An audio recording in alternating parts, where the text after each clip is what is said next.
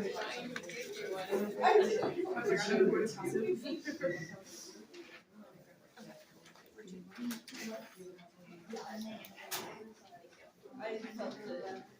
so on the medical record, you can see the very top portion is the owner information. That's really pretty basic. A lot of times we're having the owner fill that out, or you guys if you're the owner of the animal. And then we have the patient name and information. And the first thing that we want to come across here is the ID number. You guys have, if it's a pet of yours, you guys all have your ID number. And let me say again, this is part of your uniform. How many of you have it on you right now? Okay, you gotta have this on you. Cute little lanyard, clip tie, whatevs. Because your ID number for pets that you bring in are the last 4 digits of your student ID number. Okay? If it's an employee like Pam Lehman, the math teacher, her dog's ID number is the last 4 digits of her WSU ID number, right?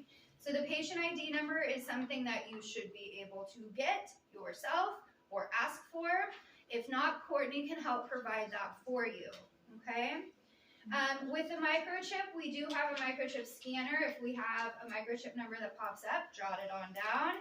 Otherwise, if the pet does not have a microchip, you can put not applicable or NA. When we start getting into some of the basic information, the sex is pretty basic, but the date of birth and age, this is an area where our units become very important, okay? You cannot put on a medical record date of birth or age for what? Weeks, months, years, right? So you do have to make sure you're using units. What would the abbreviation for years be? For Y, right? So again, be as clear as you can with your units. Species and breed is pretty basic. What's a BCS? Anybody know? Yeah, so BCS is pretty basic. You guys going through a little bit of nutrition, and you will hit that subject again. We really are pretty flexible with both scales. There's a scale out of 5 and a scale out of 9. I do prefer the 5 because it's really simple, basic. 5 is super obese, thick boy. 0 is starvation nation, right? 3 is nice, happy in the middle. Can we just put 3 in the BCS area though? No, we have to do 3/5, right? Or if you are rating out of 9, according to the Purina scale, you could do 5/9, okay? It's got to be as clear as we can to paint this picture. And then weight. What do you think we're going to say about weight? Write down your unit. Use your unit. So 50 pounds or kilos or whatever measurement you took that weight in. Yes? Okay. You guys all know the pound sign for pounds? Okay. With diet, that's something if you are able, you guys will actually be talking in a group later about taking histories. Taking histories is pretty much asking all the private questions of the owner regarding the pet's life. What they eat is a great historical question, and you should be able to know that. But if for some reason we're checking Brecken in and she can't remember or has no idea or it's her grandpa's dog, just put NA. That's okay, right? The behavior is something that we'll kind of go through with physical exams later in terms of mentation, etc. Temperature, units, right? Even though the standard is Fahrenheit, really, do not just assume, right, that somebody else who reads this medical record will know, right? So make sure you use F for Fahrenheit. Okay, and then heart rate, respiratory rate, we have the same units for both of those measurements. What are they? BPM. Yeah, so BPM in the heart rate, we can put 120 what? BPM, right? And same with the respiratory rate, it's just breaths per minute, right? Okay, the next big one, a lot of people sometimes miss is the CRT. So our mucous membrane color is the color of our gums, and our CRT is our capillary refill time, which measures the perfusion of oxygen in our capillary bed. This is usually something that we say less than 2 seconds is normal, but you have to make sure you're using your units, right? Because less than 2 what? Right?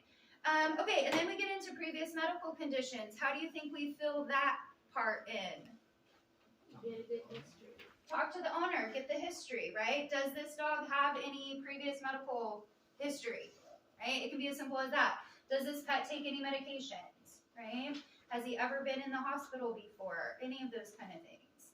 And then we get to the chief complaint and symptoms. So the chief complaint, oftentimes you'll see abbreviated as big CC in med records. The chief complaint is, why is this animal here? Okay? At minimum, when you're completing a record, what at minimum must be written on the chief complaint because he's here for use? We don't do vaccines here, but great guess. Wellness exam. Just an exam, because I said earlier, every animal that's used by students must have an exam. So at minimum, we're writing in, you guys, by we I mean you guys, are writing in exam or PE, right? Because we all love our abbreviations, right? So every animal at minimum that comes in here for use is going to have exam written in their chief complaint, right? Now, Brecken, your kid's here for an exam today. We'll see about using him for an exam, but we're going to check a spot on his face. You are okay to write check spot on face or check face wound or whatever, because he has like a thing on his face, right? Put that down. Why is he here, right? Because again, when we're doing a med record, not only are we completing a legal document of the transaction that's occurring, right, in the practice, but also we're trying to build a picture, right? So that a year from now, when Fluffy comes back, and I can go back and read the record and say, oh, okay, Fluffy had this going on. I'll have to ask Miss Smith, is this better? You know, I'm building my visit up a little bit, right? And that's good practice. Okay, mentation and hydration are other things that we'll kind of talk about a little bit later. And then you get down to your testing. So we won't be doing any heartworm tests, fecal tests, or feline leukemia testing today. But at some point in the future, you guys will be, right? And so, of course, you'll circle the appropriate either result or what have you. For today's purposes, we'll just put not performed on all of those, right? Oh, one thing I haven't said, let me be clear, not only are units probably one of the most important things to consider when completing a record, but you cannot leave anything blank. And ooh, if I haven't said that before on exams, quizzes, and homework, blanks make my blood boil. At least give me a joke or something. But no blanks on the med record, okay? Nothing can be blank. Vaccine. So I just said, we don't do vaccines here. Well, we don't, but there are cases where we might have an owner who is maybe having their cat neutered for us or by us, and they have vaccines from God knows where that they're asking us to administer also. In that case, we will, and we want to document that. That's the only reason we do have that listed. And then the blood draw venipuncture area, this is where when you guys get to this point in class and labs, when you draw blood, you must document it, right? And then you're going to initial beside what vein you poked, right? How you got your blood. Okay, and then we get down to the exam. So the exam is something we'll talk about a little bit later this afternoon. But for right now, what I would like for you guys to do, as I think it would be most helpful, is to get a visual eye on the med records that we already have completed. One thing you can always reference also is on the back of your animal use binder, there is an exam completed. I think there's actually a couple in here that you can always look at.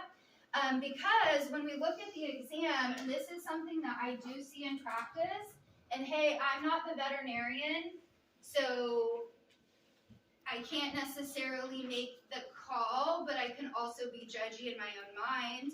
But what some people will do on a med record like that is instead of what we do in using our words and building a picture, is they write something like that, or even worse, they'll write something like this.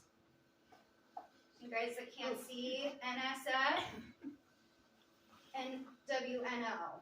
Now, NSF is appropriate to use in some instances more in a lab setting than on a physical exam.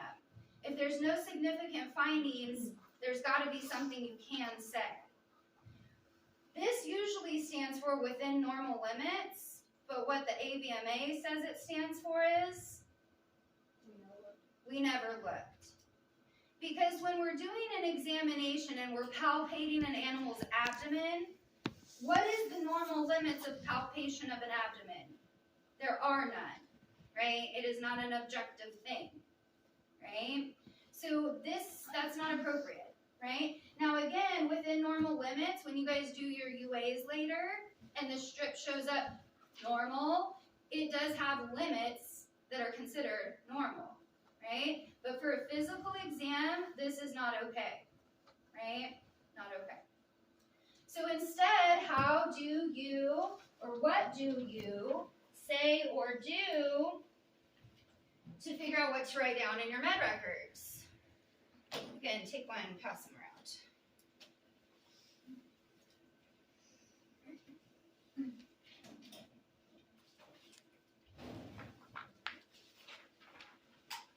This does take a little bit of practice, you guys. But the best practice that you have to start out with outside of lab are your animals at home, right? And after we do the physical exam kind of basics today, you guys will have that as well as some basic heart rate skills you can take home and practice on your pets. So the first thing that you'll see inside of the medical record when you first open it up is on the hanging folder, we have what's called the live animal provider form. Right? This is something that everybody who brings an animal to lab has to complete. Okay? This is pretty much saying that you understand as an owner, whether or not you're a student or not, doesn't matter, that you understand that we're practicing. Right? We're going to use reasonable limits, aka USDA protocols that tell us what we can and cannot do, but that we're practicing, right? And it says you can take pictures of my pet and post on social media, right? So the live animal provider is something very important that we will have completed for each of our animals. And then you get into the actual medical record. So in each of the manila folders per pet, you should see most of our pets, rabies documentation, and then you see the completed med record.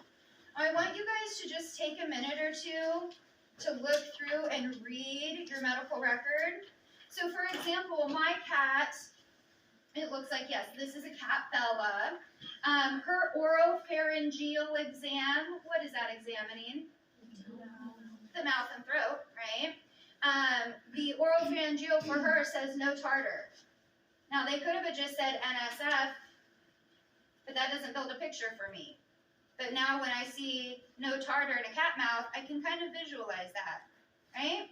Her eyes, there was no discharge, but mild stains in both eyes, or probably under. Her ears, very clean, both ears, right? So I want you guys to read through. If you have multiples, please read through them. If not, switch with a buddy when they're done. And kind of just get a feel for what kind of things we're writing about. Either what we see or maybe what we don't see.